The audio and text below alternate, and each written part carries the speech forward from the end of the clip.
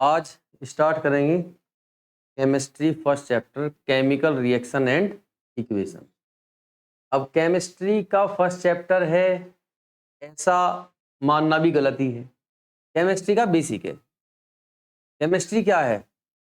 Chemistry science की वह branch है जिसके अंदर हम केमिकल्स की चेंजेस, केमिकल्स के कंसेप्ट, केमिकल की रिएक्शन, केमिकल की कंपोजिशन, केमिकल के एक्शंस को पढ़ते हैं, समझते हैं, एनालिसिस को समझते हैं।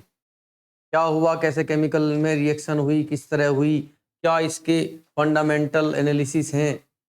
आगे धीरे धीरे जाते रहोगे आप केमिस्ट्री में, समझते रहोगे कि जो रिएक्शंस आप यहाँ फटाफट ऐसे देख लेते हो कि इसमें ये मिला और ये हो गया, तो वे रिएक्शंस को जब आप समझोगे कि ऐसा ही क्यों हुआ और जब उसका मैकेनिज्म आप पढ़ोगे हायर क्लासेस में, तब आपको पता चलेगा एक्चुअली में केमिस्ट्री भी एक विस्तृत सब्जेक्ट है। बहुत सारी चीजें हैं। फिजिक्स में हम फिजिकल फिनोमिना देखते हैं और केमिस्ट्री में केमिकल फिनोमिना पढ़ते हैं, देखते हैं। ठीक है, तो बेसिक ये जो चैप्टर आपका है केमिकल रिएक्शन एंड इक्वेशन, ये केमिस्ट्री, पूरी केमिस्ट्री का क्या है? बेसिक। इसमें हम ये जानते हैं कि केमिकल रिएक्शंस का बेसिक क्या है, फंडामेंटल्स क्या हैं।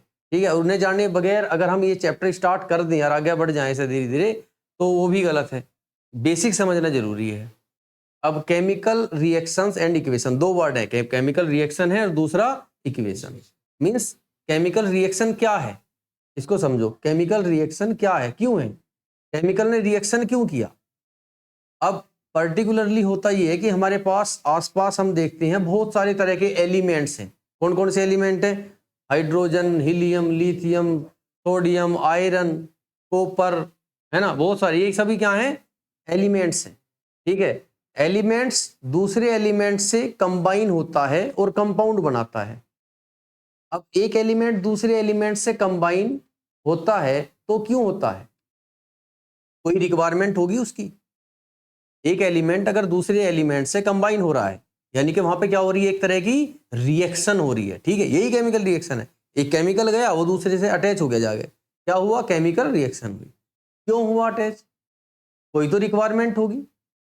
सपोज यहाँ पे कोई एक एक्स पर्सन है, ठीक है, कोई भी एक्स पर्सन है। अब उसकी कोई जरूरत नहीं है, बिल्कुल कोई जरूरत नहीं है, ना उसे नींद भी नहीं चाहिए, ना नींद, ना भूख प्यास, कुछ नहीं लगती उसे, बस ऐसी न्यूट्रल है वो। क्या वो किसी से किसी तरह का अट्रैक्शन या रिपल्सन कुछ करेगा? नहीं करेगा। तो वहां पे रिएक्शन क्यों होगी? क्यों रिएक्शन करेगा वो? किसी से क्यों मिलेगा या क्यों बिछड़ेगा या कुछ, कोई भी बॉन्ड, केमिकल हो या वैसा बॉन्ड हो नेचुरल, है ना, कैसा भी कोई बॉन्ड है, तो वो क्यों फॉर्म करेगा जब उसकी कोई रिक्वायरमेंट है ही नहीं। तो एक एलिमेंट दूसरे एलिमेंट से रिएक्शन कर रहा है, अट्रैक्शन कर रहा है, जा रहा है, उनके बीच में एक प्रकार का क्या बन रहा है? बॉन्ड फॉर्म हो रहा है।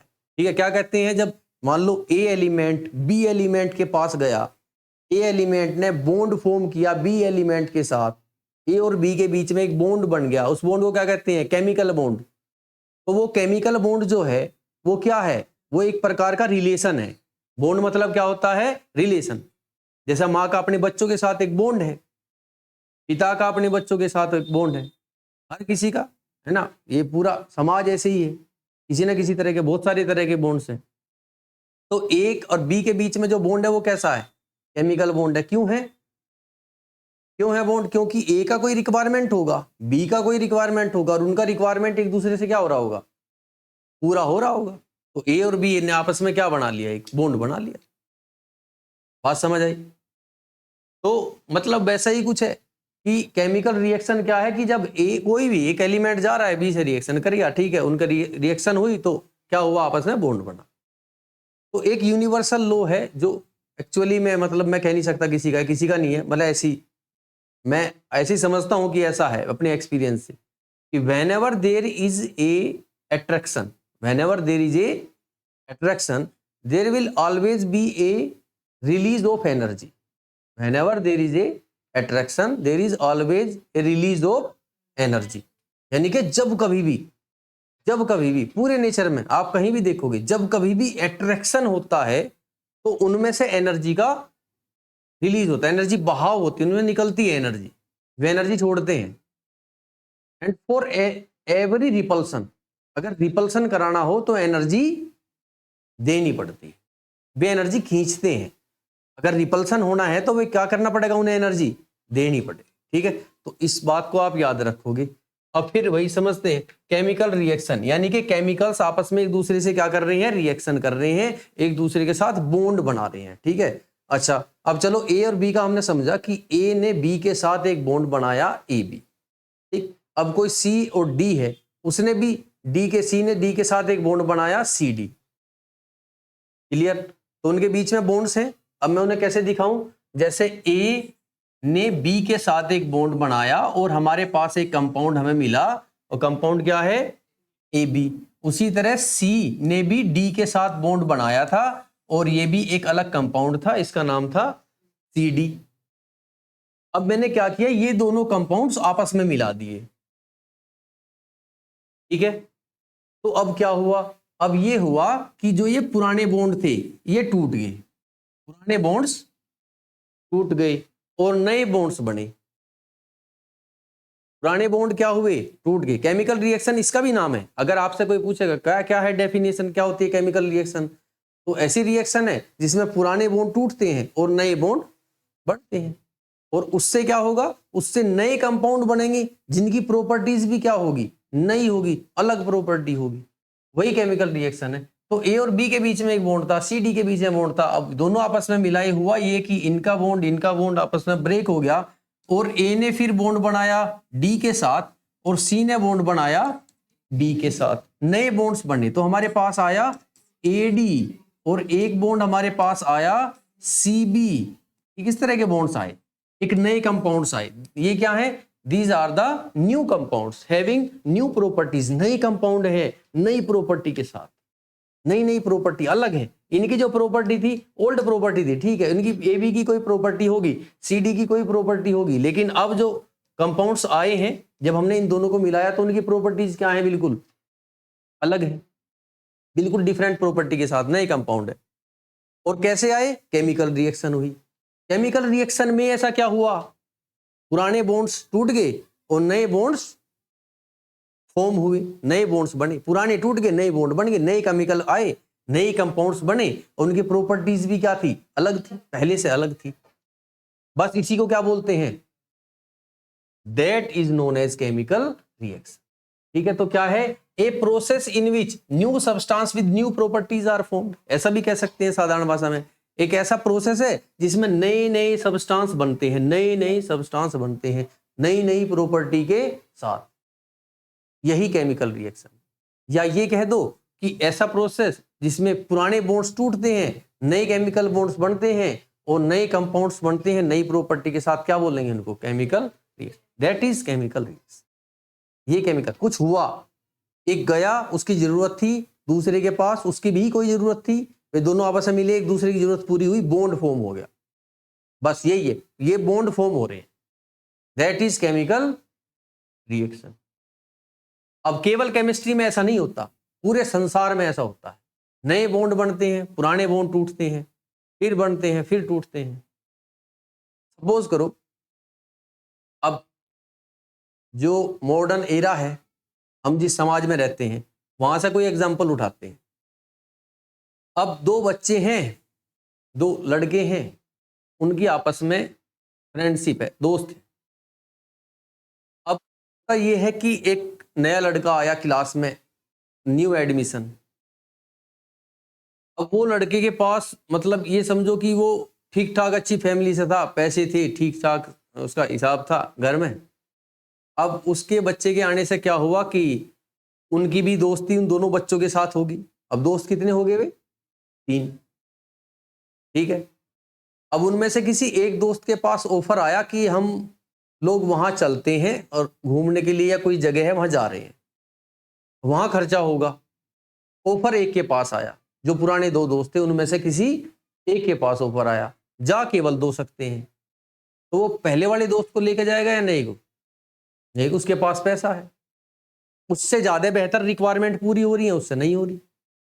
तो क्या हुआ, पुराने बॉन्ड्स टूटने लगे और नए बॉन्ड फॉर्म होने लगे। या ऐसा समझ लो कि कोई शहर में किसी घर में अब जैसे अब गाय भैंस तो वे रखते नहीं, तो वहां पे जो मिल्क होता है, दूध की पूर्ति कैसे होती है, दूधिया दूध दे के जाता है उनके घर में, तो किसी दूधिया से उन्होंने दूध लगा रखा था, 2 किलो दूध वो दे के जाता था उन्हें, लेकिन दूध में क्या डालता था, पानी। तो एक तरह का बॉन्ड तो था, ठीक है भाई, वो उन्हें 2 किलो दूध दे रहा है, उसके पैसे भी दे रहे हैं मंथली उसे, तो एक तरह का बॉन्ड था, डेली अपना आ रहा है, दूध दे रहा है, जा रहा है। और फिर मार्केट में एक दूसरा विक्रेता आया, उसने उन्हें अपना सैंपल दिखाया दूध का, कैसे कैसे ऐसा है, इतना अच्छा है, बढ़िया है, वो है। उन्हें लगा कि ठीक है, क्या करेंगे वे, पुराना बॉन्ड तोड़ देंगे और नया बॉन्ड फॉर्म हो जाएगा। क्यों? क्योंकि उससे उनकी रिक्वायरमेंट बेहतर पूरी हो रही है। बात समझ आ रही है? तो पुराने बॉन्ड टूटते क्यों हैं, ये क्वेश्चन तो अराइज होगा ना। चलो ठीक है, हमने समझ लिया केमिकल रिएक्शन है। क्या है केमिकल? पुराने बॉन्ड टूट रहे हैं, नए बॉन्ड फॉर्म हो रहे हैं। मतलब पुराने टूटे क्यों, पुराने बॉन्ड क्यों टूट रहे हैं? क्योंकि वे क्या हैं, कमजोर हैं। अगर वे बॉन्ड कमजोर हैं, वे टूटने के बाद जो बॉन्ड फॉर्म होंगे, अगर वे स्ट्रोंग होंगे, उस पुराने बॉन्ड से नए बॉन्ड जो है वे क्या होंगे, अगर वे उससे ज्यादा स्ट्रोंग होंगे तो वे बॉन्ड टूट जाएंगे और नए बन जाएंगे। लेकिन अगर पुराने बॉन्ड टूटने से जो नए फॉर्म होंगे वे बॉन्ड्स कमजोर होंगे पहले से भी, तो क्या पहले वाले बॉन्ड टूटेंगे? एग्जाम्पल ले लो कि भाई क्लास में जो बच्चा न्यू एडमिशन का आया था वो भिखारी था,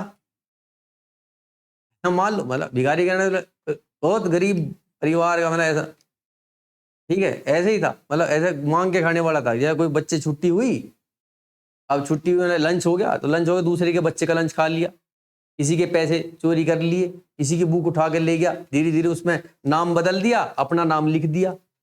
ऐसे बच्चों को क्या कहोगे आप? मतलब ऐसा ही कुछ टाइप का था, घर से पैसे मिलते नहीं थे, ऐसा ऐसा कर रहा था, तो उससे क्या करेगा, कोई फ्रेंडशिप नहीं करेगा। या फिर दूध, मान लो कि एक उसने दूध लगा रखा था दूधिया से, अब एक नया दूधिया आया, उसने अपना सैंपल दिखा, देख रहा कि उसमें तो सारा ही पानी है, मतलब थोड़ा सा दूध डाल रखा, जैसे गंगा जल नहीं लेके जाते हम शिवलिंग में चढ़ाने के लिए, तो क्या प्योर दूध लेके जाते हो क्या? नहीं ना। अब क्या करते हो आप, लोटा लोगे, उसमें पानी भरोगे और दूध कितना डालोगे उसमें, थोड़ा सा, कुछ 1 कप आधा कप, बस इतना, ठीक है, वो घोल दिया और दूध हो गया वो।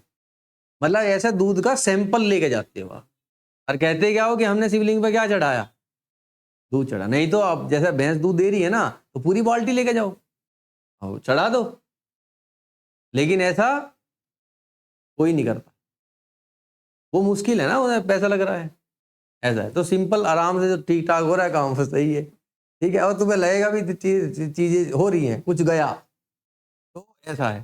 तो वैसे नए बॉन्ड जब फॉर्म होंगे तभी होंगे अगर ये पॉसिबिलिटीज होगी कि पुराने बॉन्ड टूटने के बाद जो नए बॉन्ड होंगे वे कैसे होंगे, वे ज्यादा स्ट्रोंग होंगे।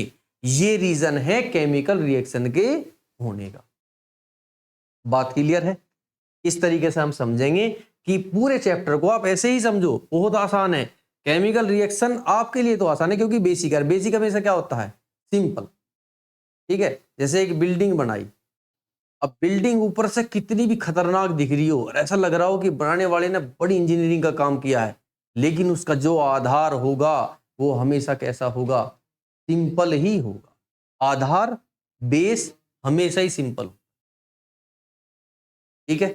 अब कोई बच्चा है आज मान लो बहुत कामयाब है, आप उस बच्चे का बेसिक देखो, वो बिल्कुल हमेशा कैसा होगा, सिंपल ही होगा, नॉर्मल, समझ रहे हो। तो ये बेसिक है। 10th क्लास में आप केमिस्ट्री बस ये समझो कि आप बिल्कुल बेसिक पढ़ रहे हो, केमिस्ट्री क्या है ऐसे सीख रहे हो, तो ये चीज आप धीरे धीरे समझोगे, बड़ी आसान है, अच्छे से समझ में आएगी।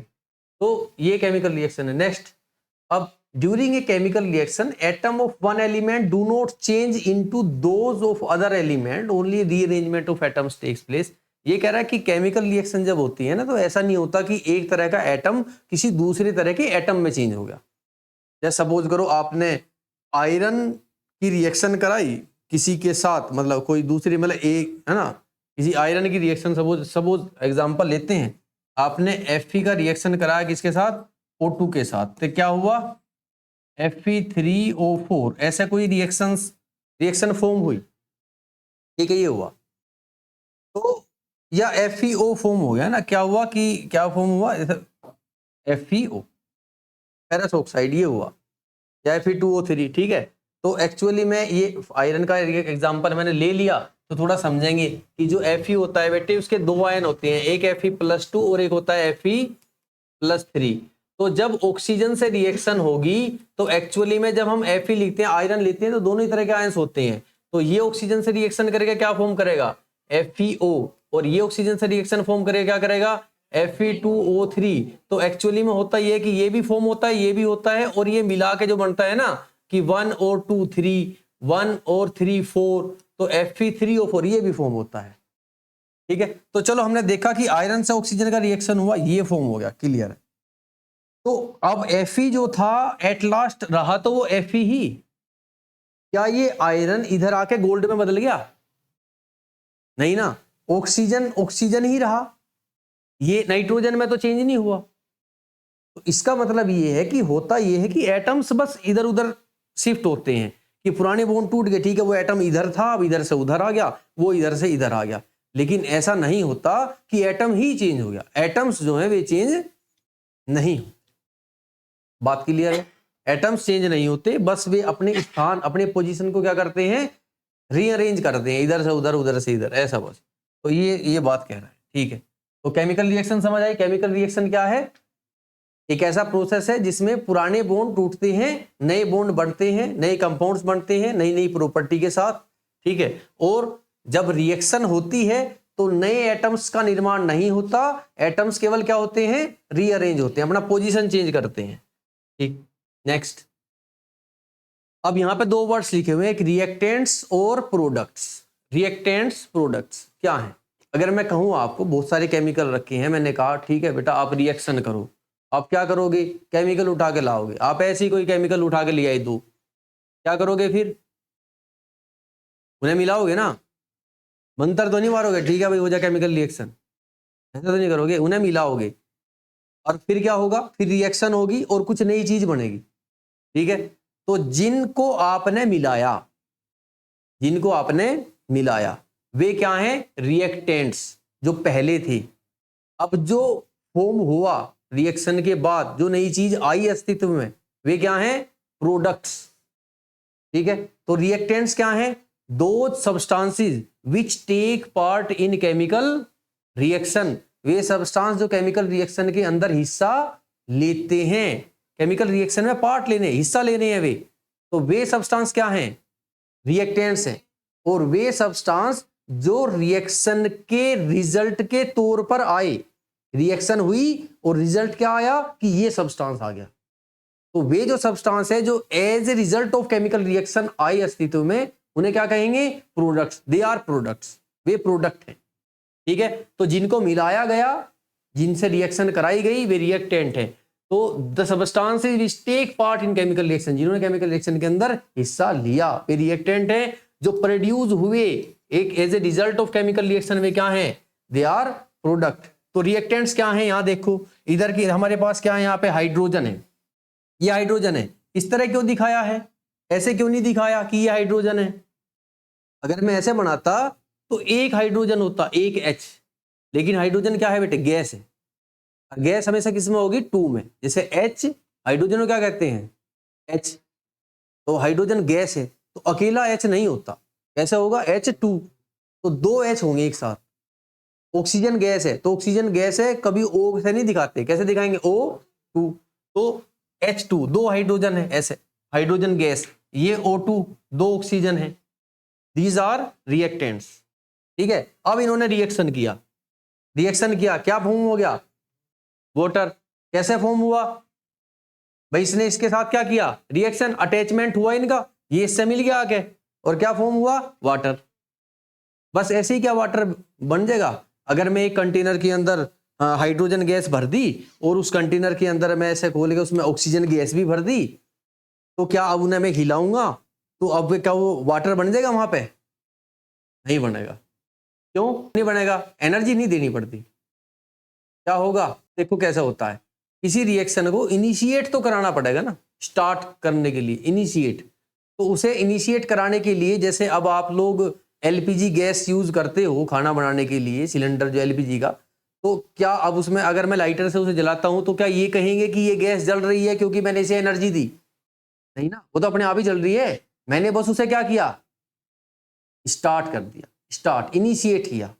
उसके बाद आप लाइटर रख दिया ना मैंने, और वो गैस क्या हो रही है, अपने आप ही जल रही है, वो अपने आप जल रही है। उसे एनर्जी नहीं दी हमने, हमने क्या किया, बस उसे इनिशिएट किया। तो आपने एक माचिस की तिल्ली जला के लगा दी, लाइटर लगा दिया छोटा सा, है ना, ऐसे थोड़ी सी एक फ्लेम दे दी, छोटी सी चिंगारी लगा दी। तो चिंगारी लगाने को आग लगाना नहीं कहते, आग तो अपने आप ही लगेगी ना। नहीं समझ में आई? अब दो दोस्त हैं, बहुत पक्के दोस्त हैं, दो हैं। अब तीसरा गया, उन्होंने क्या किया, उसने उनके बीच में चिंगारी लगाई। चिंगारी कैसे लगाई, बस ऐसी, एक दोस्त खड़ा था, उसे कही अरे वो तो गाली दे रहा था तुम्हें। अब अगर उनके बीच में पहले से ही कुछ ऐसा होगा कि भाई लड़ाई होनी ही होगी, तो वो क्या मिलेगा उन्हें, बहाना मिल जाएगा। भाई ऐसे से कह रहा है तो ठीक है, वो जाएगा एकदम घमासान शुरू, यही होगा ना।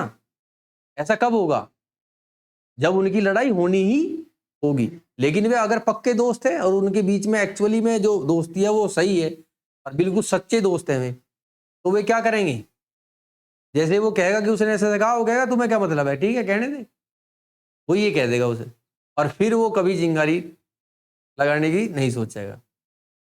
समझ रहे हो बात? तो वैसा होता है। तो इसमें क्या था, ये रिएक्शन होनी ही थी। जो आपने एलपीजी जो गैस आपने जला रहे हो लाइटर से, वो जलनी ही है। आपने बस उसे क्या दी, हल्की सी चिंगारी स्टार्ट करा दिया, ठीक है, वो जल रही है, अपने आप ही एनर्जी दे रही है वो।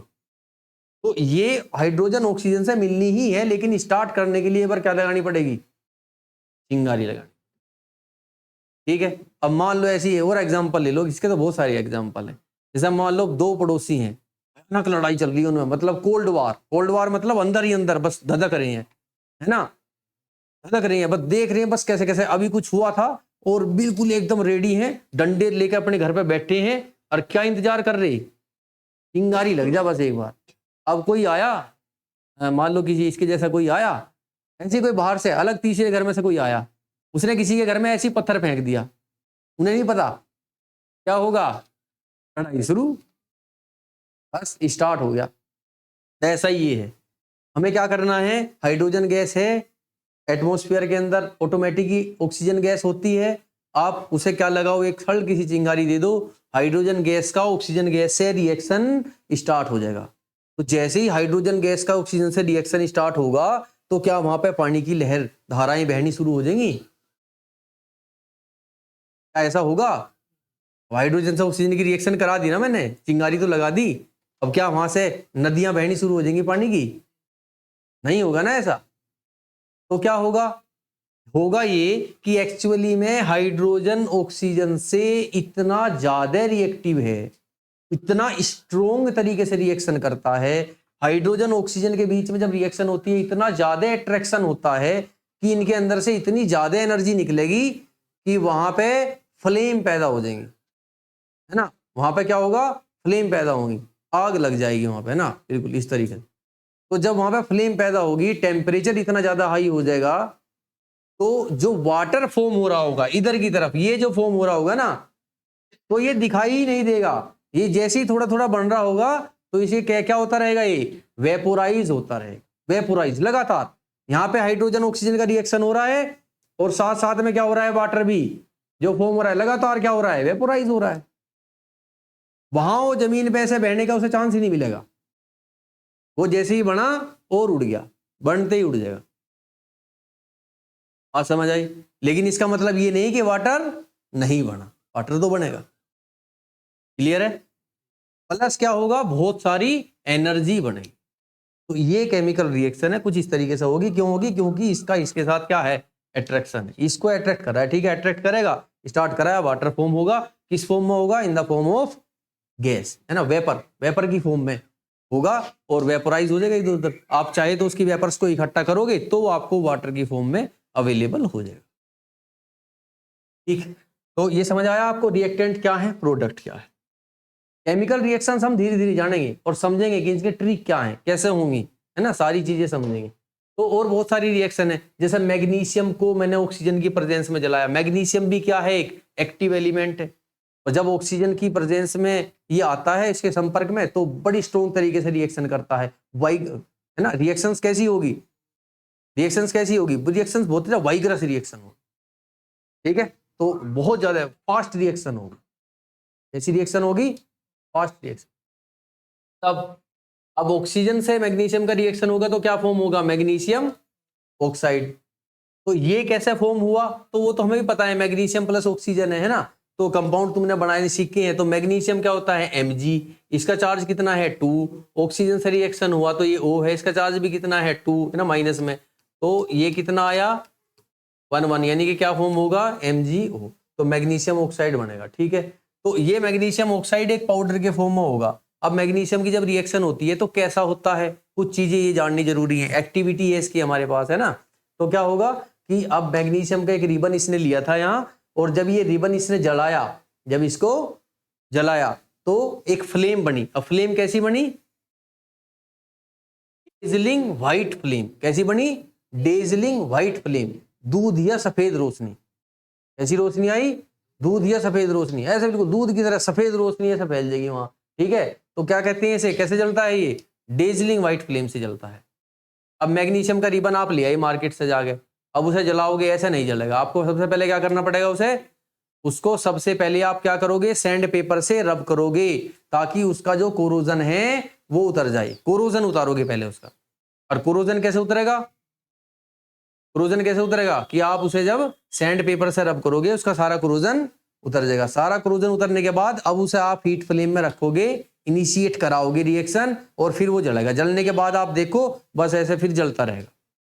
और फ्लेम कैसी होगी जलने के टाइम, डेजलिंग व्हाइट फ्लेम हो, ऐसी होगी डेजलिंग व्हाइट, ऐसा मैग्नीशियम ऐसे जलता है। तो लिखा है before burning in air the magnesium ribbon is cleaned by a rubbing with a sand paper.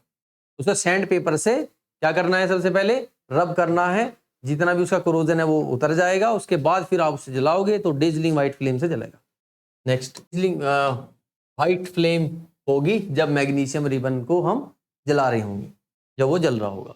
ठीक है, तो इस तरह होगी reaction. Next, characteristics of A chemical reaction. अगर केमिकल रिएक्शन हुई तब हमें कैसे पता चलेगा कि केमिकल रिएक्शन हो रही है। मैंने दो केमिकल्स मिला दिए, अब क्या होगा, ऐसा क्या क्या चीजें हो सकती हैं, क्या क्या पॉसिबिलिटीज होंगी कि मैं उन्हें देख के ये बताऊं कि हाँ इसमें केमिकल रिएक्शन हो रही है। मुझे कैसे पता चलेगा, तो केमिकल रिएक्शन जब होगी तो कुछ तरह की चीजें हो सकती हैं, देयर आर पॉसिबिलिटीज। मतलब ये नहीं है कि हाँ जितनी चीजें लिखी हैं ये सारे काम होंगे, इनमें से कोई भी एक काम हो सकता है। कुछ एक हो रहा है, कोई भी एक हो रहा है या दो हो रहे हैं, है ना, तो इसका मतलब क्या है कि वहां क्या हो रही है, केमिकल रिएक्शन हो रही है। ठीक है, तो अब मैंने केमिकल्स मिलाए या कोई रिएक्शन हुई, है ना, कोई किसी तरह कहीं पे कोई क्या हुई, केमिकल रिएक्शन हुई, तो क्या क्या चीजें हो सकती हैं। तो हो सकता है कि जब केमिकल रिएक्शन हो तब गैस यहां से निकले, वहां से क्या निकले, गैस,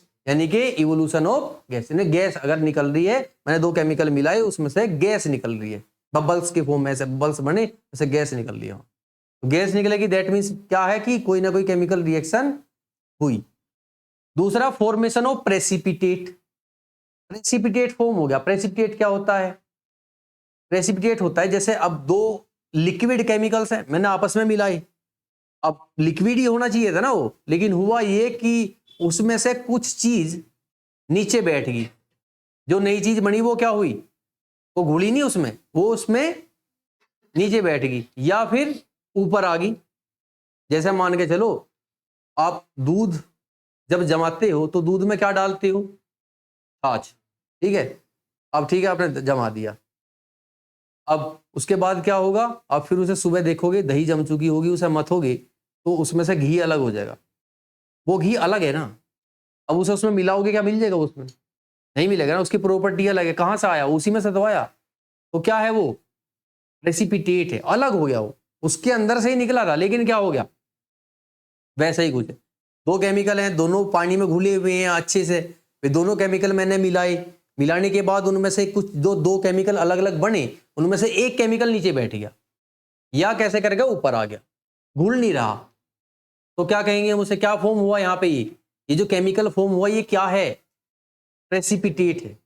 ठीक है, तो अगर किसी तरह का रिएक्शन के दौरान प्रेसिपिटेट फॉर्म हो जाए तो भी वो क्या है, केमिकल रिएक्शन है। या फिर क्या हो, कलर चेंज हो जाए, कलर चेंज होगी। सारे एग्जांपल्स हम करेंगे, इवन एक्टिविटी करके देखेंगे भी, केमिकल्स से इनकी एक्टिविटीज करके हम देखेंगे भी। ठीक है, तो ये सारी चीजें हैं। तो कलर चेंज हो गया तो भी ऐसा मैंने मिलाया, दो केमिकल्स मिलाए, अलग ही कोई कलर फॉर्म हो गया वहां, तो भी क्या हुई, वहां केमिकल रिएक्शन हुई। उसके बाद या फिर क्या हुआ कि टेम्परेचर चेंज हो गया, टेम्परेचर अगर चेंज हो गया तो भी क्या है, केमिकल रिएक्शन है। और या उसकी स्टेट चेंज होगी। अब इनके एग्जाम्पल लेते हैं, क्या क्या एग्जाम्पल हो सकते हैं। तो इवोल्यूशन ऑफ गैस, गैस बाहर निकल रही है उसमें से, है ना, केमिकल रिएक्शन हुई, क्या हो रही है, गैस में से निकली। कैसे निकली, अब मैंने क्या किया, जिंक लिया और उसके अंदर सल्फरिक एसिड मिला दिया। क्या मिलाया, सल्फरिक एसिड, H2SO4 जिंक में। तो अब देखो जरा हो क्या रहा है, यहाँ H क्या है तुम्हारा प्लस, सल्फरिक सल्फेट आयन जो है ये क्या होता है माइनस, और जिंक क्या है प्लस। अब रिएक्शन हो रही है, कैसे हो रही है कि ये प्लस और माइनस कंपाउंड है, ये प्लस माइनस क्या है, कंपाउंड है, ये एक और प्लस है, ये अलग है। अब इस माइनस के पास ये प्लस है, ये प्लस इस माइनस के साथ क्या है, जुड़ा हुआ है, बॉन्ड बना रखा है इसने। इस सल्फेट आयन का बॉन्ड किसके साथ है, हाइड्रोजन के साथ है, इस प्लस के साथ है। अब ये प्लस आया, अब अगर ये प्लस इस माइनस के साथ, ये प्लस इस माइनस के साथ ज्यादा स्ट्रोंग बॉन्ड बना सकता है, जो कि हाइड्रोजन का इसके साथ बॉन्ड है, उससे भी ज्यादा स्ट्रोंग बॉन्ड कौन बना सकता है, जिंक अगर बना सकता है, अगर बना सकता है तो क्या होगा, जो बॉन्ड हाइड्रोजन के साथ माइनस का था वो टूट जाएगा और इस प्लस के साथ उसका बॉन्ड फॉर्म हो जाएगा। कब होगा ऐसा, कब होगा, अगर जिंक का बॉन्ड इस माइनस, इस प्लस का बॉन्ड इस माइनस के साथ ज्यादा स्ट्रोंग बनता होगा, जो कि बॉन्ड इस माइनस का किस प्लस के साथ है, इस प्लस के साथ है, तो क्या होगा, इस प्लस के साथ इसका बॉन्ड ब्रेक हो जाएगा और इस प्लस के साथ इसका बॉन्ड फॉर्म हो जाएगा। यही तो केमिकल रिएक्शन है। लेकिन अगर जिंक का जो बॉन्ड है वो इस माइनस, यानी प्लस का इस माइनस के साथ जो बॉन्ड है वो कमजोर होगा, जो कि हाइड्रोजन से इसका बॉन्ड है, तो ये बॉन्ड ब्रेक नहीं होगा।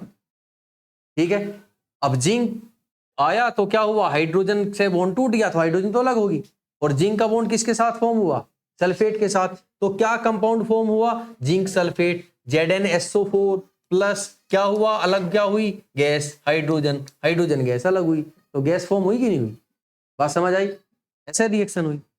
अगर सपोज करो इस, ये कोई ऐसा कमजोर होता, यहां पे मान लो मरकरी है, आपने क्या दिया यहाँ पे, क्या डाल दिया, मरकरी Hg प्लस H2SO4, क्या कोई रिएक्शन होगी, नहीं होगी, ये बॉन्ड फॉर्म तोड़ ही नहीं पाएगा, ये प्लस कमजोर है, ये प्लस स्ट्रोंग है इसके साथ। ठीक है, तो मतलब ये होता है केमिकल रिएक्शन की, ये प्लस इसके साथ ज्यादा स्ट्रॉन्ग बॉन्ड बना सकता है, तो इस प्लस के साथ बॉन्ड ब्रेक हो जाएगा, सिंपल सी बात है, यहाँ पे नहीं हो। ठीक है, गैस निकल गई, नई नई चीजें आई नई प्रॉपर्टी के साथ, क्योंकि नए स्ट्रॉन्ग बॉन्ड फॉर्म हो सकते थे, है ना, हमारे यहाँ पे क्या थी, पॉसिबिलिटी थी कि जो बॉन्ड नए फॉर्म होंगे वे क्या होंगे, ज्यादा स्ट्रॉन्ग होंगे। ठीक है, पुराने बॉन्ड टूट गए, नए फॉर्म हो गए। बात समझ आई, तो बाकी सारी प्रॉपर्टीज हम नेक्स्ट लेक्चर में करेंगे।